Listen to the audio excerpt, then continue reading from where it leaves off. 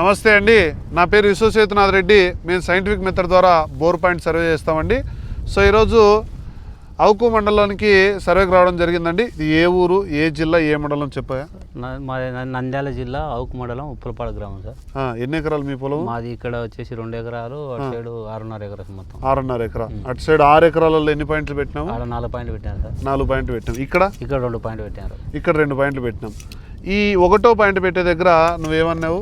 అదే బాయ్ ఉంది దగ్గరలో, బాయ్ అదే అబ్జెక్షన్ రాకుండా కొద్దిగా చూడండి సార్ అని చెప్పి. అబ్జెక్షన్ రాకుండా చూడండి అన్నాం. అలాంటప్పుడు సో రైతులారా మీరు ఏం గుర్తుపెట్టుకోవాలంటే, ఎప్పటికి కూడా ఏ జియాలజిస్ట్ అయినా సరే, ఎవరైనా సరే, ఒక పాయింట్ ఉంటే ఆ పాయింట్ లింకు లాగి ఎవరు పెట్టలేరండి. అలా ఎవరికి సాధ్యం కాదు.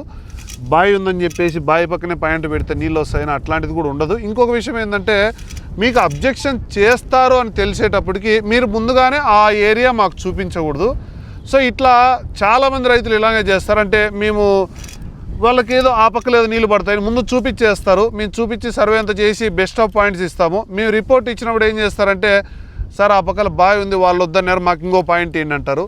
అలా మీరు చెప్పినట్లు ఇక్కడ 2 3 బెస్ట్ ఆఫ్ పాయింట్ పెట్టేప్పుడు ఒక పాయింట్ రాకపోతే ఇంకో పాయింట్ వస్తుందని కాదండి. మీరు ముందుగానే సర్వే చేయించుకునేటప్పుడు మీకు అనుకూలమైన పొలాన్నే మీరు సర్వే చేయించుకోవాలి.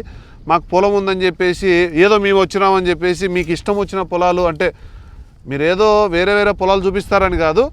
మీరు ఏ పొలం పడితే ఆ పొలం చూపించేసి మీకు అనుకూలంగా లేని పొలాలు చూపించినప్పుడు ఏమవుతుందంటే మీరే నష్టపోతారండి. సో మేము రిపోర్ట్ ఇచ్చేస్తాం, మళ్ళీ 2వ రిపోర్ట్ అనేది రాదు.